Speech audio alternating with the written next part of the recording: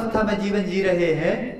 तो दुर्योधन से कहा गया कि क्यों दुर्योधन, तुम्हें और युधिष्ठिर को एक सी शिक्षा दी गई, परंतु तुम्हारा जीवन इतना पतित क्यों हो गया और दुर्योधन युधिष्ठिर का जीवन इतना अच्छा क्यों हो गया। तो दुर्योधन ने एक ही जवाब दिया। दुर्योधन बोलता है कि मैं पाप को जानता हूं, परंतु पाप से निवृत्ति नहीं है, और मैं पुण्य को चाहता हूं, परंतु पुण्य में प्रवृत्ति नहीं है। यहां पर भी व्यक्ति जितने बैठे हैं पाप को जानते हैं और पाप में निवृत्ति नहीं है, और पुण्य को चाहते हैं और पुण्य में प्रवृत्ति नहीं है। बस थोड़ा सा ही अंतर है, पाप से निवृत्ति होना और पुण्य में प्रवृत्ति होना। अब सोच लीजिए कि आपके जीवन में कितनी पुण्य में प्रवृत्ति हो रही है और कितनी पाप से निवृत्ति हो रही है। हम पाप और पुण्य क्या है, कहा जाता है पुण्य फला अरहंता, पुण्य का फल ही अनंत पद की प्राप्ति करा देता है। परंतु आज के समय में कुछ ऐसे शुष्क अध्यात्मवादी भी हो गए हैं कि बोलते हैं कि पुण्य की क्रिया तो करो, परंतु हे की दृष्टि से करो। आचार्य महाराज कहा करते हैं कि पुण्य की क्रियाएं कर रहा है व्यक्ति और हे की दृष्टि से कर रहा है, छोड़ने की दृष्टि से कर रहा है, तो पुण्य उसको कभी प्राप्त होगा ही नहीं। पाप को हे दृष्टि से किया जाता है। आप घर में हैं, ग्रस्त अवस्था में है, पुण्य भी आपसे होगा और पाप भी आपसे होगा। आज तक जो शुष्क अध्यात्मवादी हैं उन्होंने एक बात नहीं कही कि पाप को हे दृष्टि से कहो, उन्होंने एक बात तो कह दी कि पुण्य को हे दृष्टि से करो। कहा जाता है दोनों बेड़ी है, एक सोने की बेड़ी है, एक लोहे की बेड़ी है, परंतु सोने की बेड़ी होती है तो आभूषण बन जाती है और लोहे की बेड़ी होती है तो आपको कारागृह में डाल दिया करती है। तो सोच लीजिए कि जो व्यक्ति पाप कर रहा है परंतु हे दृष्टि से नहीं कर रहा है, दुकानदारी कर रहा है, पाप हो रहा है, वहां पर हे दृष्टि नहीं है। और पूजन करने की बात आती है और पूजन करने की बात को क्या बोलते हैं कि हे दृष्टि से करो। हे दृष्टि से कैसे करें? परम उपादेय की दृष्टि से वह क्रियाएं करनी चाहिए, परंतु कलयुग की बलिहारी है। आज ही सुबह बाहर से बहन आई थी और उसने एक छोटा सा दृष्टांत जो परम पूज्य निकलंद सागरी महाराज जी ने भोपाल में स्थापना के दिन सुनाया था, उस दृष्टांत को उसने बातों बातों में हमारे लिए सुनाया। आज के समय में आपको भी सुनाना जरूरी हो गया है कि हो क्या रहा है इस दुनिया में। महाभारत के समय की बात है, जब युधिष्ठिर को 12 वर्ष का वनवास दे दिया गया, जंगल में वह भटक रहे हैं और जंगल में भटकते भटकते कुछ प्यास का, गर्मी का अनुभव हुआ और वहां पर युधिष्ठिर ने कहा कि जाओ दुर्योधन, सामने कुछ एक महल जैसा दिख रहा है, वहां कुछ पानी आदि की व्यवस्था हो या कुछ छाया आदि की व्यवस्था हो तो जाकर देखो, यदि हो तो हमें बुला लेना, हम लोगों को बुला लेना। उस महल में 4 गेट थे और उस महल का रक्षक एक यक्ष था। उस महल में जैसे ही प्रवेश के लिए हुए, पूरब के गेट से प्रवेश करते हैं अर्जुन, तो वह यक्ष बोलता है कि अर्जुन तुम जा तो रहे हो और वहां पर जो कुछ देखो उसका आकर यहाँ पर तुम्हें विवेचन करना पड़ेगा, अन्यथा तुम्हें मूर्छित कर दिया जाएगा। अर्जुन पहुंचता है और जैसे ही पहुंचा, पूर्व गेट में, पूर्व दिशा के गेट से प्रवेश किया, वहां पर प्रवेश करते ही देखा कि वहां पर एक बड़ा कुआं बना हुआ है और 2 छोटे कुएं बने हैं। बड़े कुएं से पानी उछाल ले रहा है, छोटे कुएं में पानी आ रहा है, छोटे कुएं भर गए, छोटे कुएं ने भी उछाल लिया और उसका पानी उसी कुएं में गिरा, बड़े कुएं में पानी पहुंचा ही नहीं। अब यह बात देखी अर्जुन ने और उसको किसी प्रकार की विशेषता समझ में नहीं आई। बाहर आकर उस यक्ष ने कहा कि अर्जुन, जो कुछ तुमने दृश्य देखा है उसका विवेचन करो। उसने कहा एक कुआं देखा है, दोनों कुएं में पानी जा रहा है, इसके अलावा मुझे कुछ समझ में नहीं आया, मैं इसका कुछ विवेचन नहीं कर सकता, इतनी ही बात है। वह यक्ष उसको बेहोश कर देता है, मूर्छित कर देता है।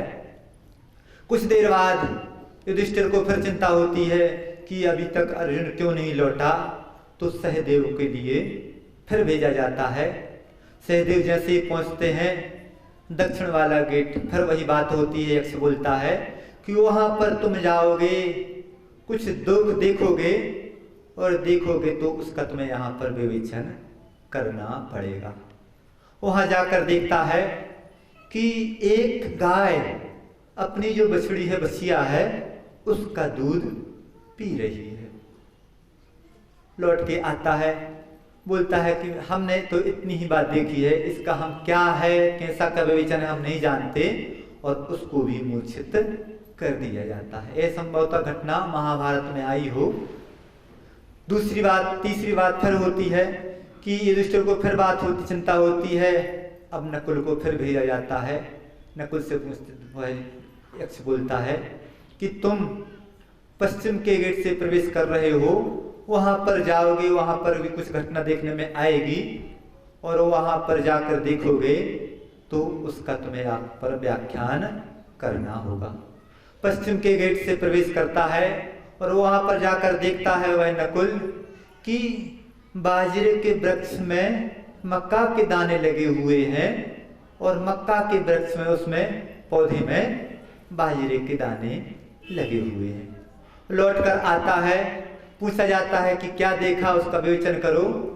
वह बोलता है कि कुछ खास नहीं देखा, बस इतना ही देखा, और उसको भी मूर्छित कर दिया जाता है। अब युधिष्ठिर को फिर चिंता हुई, भीम को भेजा गया। भीम गए, वहां पर उनको उत्तर के गेट से प्रवेश दिया गया। फिर वही बात कही गई कि तुम्हें विवेचन करना होगा।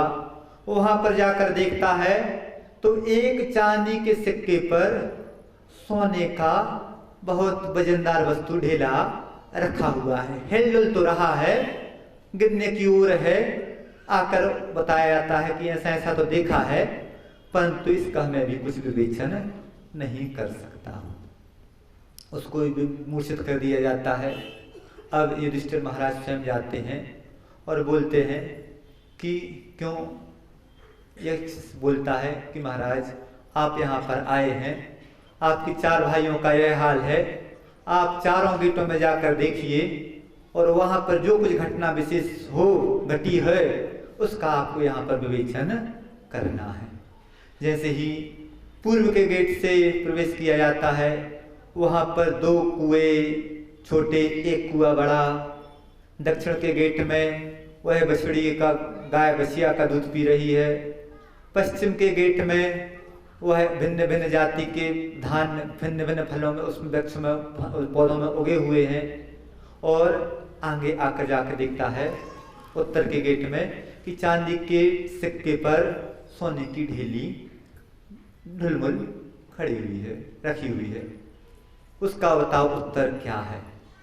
उसका उत्तर यह है, युधिष्ठिर महाराज बोलते हैं कि जो 2 छोटे कुएं में पानी आ रहा है और बड़े कुएं का पानी छोटे कुएं में आ रहा है, छोटे कुएं का पानी बड़े कुएं में नहीं जा रहा है, इसका तो अर्थ मैंने यह लगाया कि जैसे ही पंचम काल आएगा, माता पिता अपने बच्चों का तो पालन पोषण करेंगे, परंतु बच्चे अपने माता पिता का पोषण नहीं करेंगे। तीसरे प्रश्न का उत्तर क्या है, तीसरी घटना देखी, क्या घटा, तो बस उन्होंने एक ही उत्तर दिया कि जैसे ही पंचम काल आएगा, उच्च कुल की बच्चियां निम्न कुल में जाएंगी, निम्न कुल की बच्चियां उच्च कुल में जाएंगी। धान लगा हुआ है, ज्वार में बाजरा हो रही है, बाजरे में ज्वार हो रहा है, मक्का हो रही है, यह देखा तो उसका एक ही उत्तर दिया कि पंचम काल में अंतरजातीय विवाह बढ़ना शुरू हो जाएंगे, वो देखने में भी आ रहा है।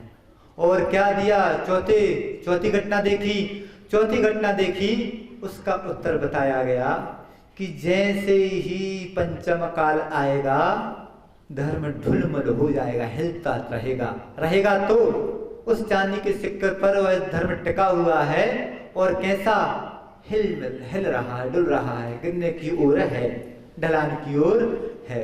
तो ऐसी स्थिति होती चली आ रही है। और ऐसी स्थिति क्यों हो रही है? क्योंकि हम मूर्छित अवस्था में जी रहे हैं। हर व्यक्ति के साथ ऐसी घटना हो जरूरी नहीं है, हर व्यक्ति के साथ ऐसी घटना नहीं है। क्यों नहीं है? क्योंकि जो जागृत अवस्था में जी रहा है वह अपने माता पिता का भी ध्यान रख रहा है और अपने धर्म का भी ध्यान रख रहा है और अपना भी ध्यान रख रहा है। परंतु जो व्यक्ति मूर्छित अवस्था में जी रहा है उसको कुछ भान ही नहीं कि मैं क्या कर रहा हूं। मूर्छित अवस्था के व्यक्ति का क्या स्थिति होती है? तो कहा जाता है रीति तजी अनरीति करे जू, हिताहित बैन नहीं चित धारे। रीति को तज देता है और अनीति को धारण कर लेता है। और हित अहित के बैन नहीं चित धारे। हित और अहित, जिनसे हित किससे है और अहित किससे है। हित है तो उसको धारण कर लो और अहित है तो उस बात को छोड़ दो, परंतु उसको इस बात का कोई ध्यान है ही नहीं। और फिर आगे क्या कहा? सत्य असत्य विज्ञान नहीं और धर्म अधर्म समान विचारे। सत्य असत्य का उसको ज्ञान ही नहीं, विज्ञान ही नहीं कि सत्य क्या है असत्य क्या है, असत्य क्या है। यह मनुष्य पर्याय मिली है, शरीर तो असत्य है, सत्य तो एकमात्र आत्मा है, आत्मा का ध्यान हमें रखना है। और असत्य क्या है? शरीर को अपना मान रहे हो, यह असत्य है, इसको आप अपना मानते चले जा रहे हो। और धर्म अधर्म को समान विचारे। जो व्यक्ति मूर्छा अवस्था में रहता है वह व्यक्ति धर्म क्या है अधर्म क्या है इसका उसको ज्ञान, दोनों समान है। बस यही स्थिति आज के समय में होती चली जा रही है। तो बस हमें क्या करना है? हमारे लिए तो यह मनुष्य पर्याय मिली है। इस मनुष्य पर्याय के साथ जो व्यक्ति मूर्छा में जी रहा है वह भ्रष्टाचारी भी होगा, रिश्वतखोर भी होगा, मिलावटी भी होगा, अन्याय करने वाला भी होगा। ऐसा व्यक्ति मूर्छित अवस्था में जीवन जी रहा है। और जिस व्यक्ति जागृत कौन है? जो नीति के साथ अपना जीवन यापन कर रहा है, धर्म के साथ जो व्यक्ति अपना जीवन यापन कर रहा है वह व्यक्ति जागृत अवस्था में है। अब सोच लीजिए कि क्या आप सो रहे हैं या आप जाग रहे हैं। किसी ने कहा है अमृत फल की इच्छा हो तो बीज धर्म के बोझा। अमृत फल की इच्छा हो तो बीज धर्म के बोझा, करने की का काम बदी से अब तो दूर हो जाए। नेकी के काम करना शुरू कर दो। अमृत फल की यदि चाह हो तो बस धर्म के बीज अपने जीवन में बोलो, अन्यथा तो कहा जाता है नेकी में जाग बदी में सो जा। आदमी उल्टा कर रहा है, नेकी में तो सो रहा है और बदी गलत काम में वह जाग रहा है। आज के समय में व्यक्ति कैसे नेकी में सो रहा है, बदी में जाग रहा है। आज की नई पीढ़ी रात में 2 बजे तक मोबाइल चालू, नई पीढ़ी के। और सुबह जब धर्म करने की बात आए, मंदिर जाने की बात आए, पूजन अभिषेक की बात आए, मुनि महाराज को आहार दान देने की बात आए, उस समय वह सो रहा है। और रात में आचार्य महाराज कहा करते हैं कि जिसके हाथ में मोबाइल आ गया समझ लो उसके जीवन में 7 व्यसन आ गए। नशा तो है ही है, जुआ उसमें हो ही रहा है, पर स्त्री सेवन वैश्य गमन उसमें हो ही रहा है, जितने शिकार उसमें हो ही रहा है, पबजी खेली जा रही है। तो जितने भी काम है, गलत काम है, मोबाइल की डिब्बी में हाथ में आ गए। और रात में 2 बजे तक माता पिता को लग रहा है कि हमारा बेटा सो रहा है और वह चद्दर के अंदर चैटिंग कर रहा है। किससे कर रहा है, क्या कर रहा है, क्या बात कर रहा है, क्या अच्छे काम कर रहा है? नहीं, बदी में वह जाग रहा है और नेकी में वह सो रहा है। अब सोच लीजिए कि यदि ऐसी स्थिति रहेगी तो क्या होगा।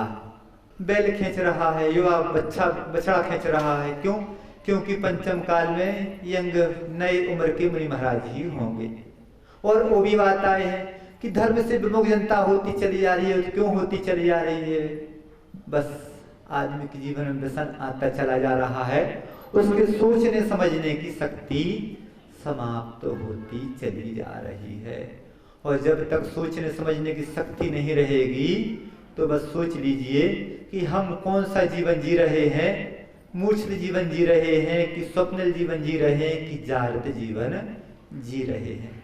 हमें जीवन जीना है, बस ऐसा ना हो कि जैसा साधु ने कहा कि कुछ आप सा और कुछ आपसे अच्छा। एक छोटी सी बात और बताते हुए, छोटा सा दृष्टांत देते हुए आदमी उठने लगे हैं, बात खत्म कर देनी चाहिए। देखने में आ जाता है कि जब आदमी उठने लगे तो समझ लो कि सभा समाप्त करने का समय आ गया। हा? अच्छा ऐसा, ये पंचम काल की बरिहारी है। दुनिया में तो है ना, पुरुष वर्ग उठता है क्योंकि दुकानदारी की चिंता होती है, परंतु महिलाओं को भी अंथों की चिंता है, कोई बात नहीं। हाँ, तो एक बात, एक ब्रह्मचारी गुरुकुल में पढ़ा, गुरुकुल से निकला, अपने घर की ओर जा रहा था। उस गुरुकुल का रिवाज था कि जिसको साधु बनना साधु बन जाए और जिसको गृहस्थी बसाना वह गृहस्थी बसा ले। उस ब्रह्मचारी के मन में भाव आ गए कि नहीं, मुझे तो गृहस्थी ही बसाना है। और वह घर के लिए निकल पड़ता है, रास्ते में थक जाता है। थक जाने के बाद एक कुएं की पाट पर वह सो जाता है। बस आप लोगों ने गृहस्थी बसा ली है। अब हम पूछना चाह रहे हैं कि तुम स्वप्नित अवस्था में, मूर्छित अवस्था में जीवन जी रहे हो, अब तुम जिंदा कैसे हो? जिंदा तो वही है जो जागृत अवस्था में है, जो मूर्छित अवस्था में, स्वप्नित अवस्था में है। वह तो मरे हुए के समान है। अपन को मरना नहीं है, अपनी आत्मा के लिए, अपने धर्म के लिए अच्छा जीवन जीना है। और अच्छा जीवन कौन जी सकता है?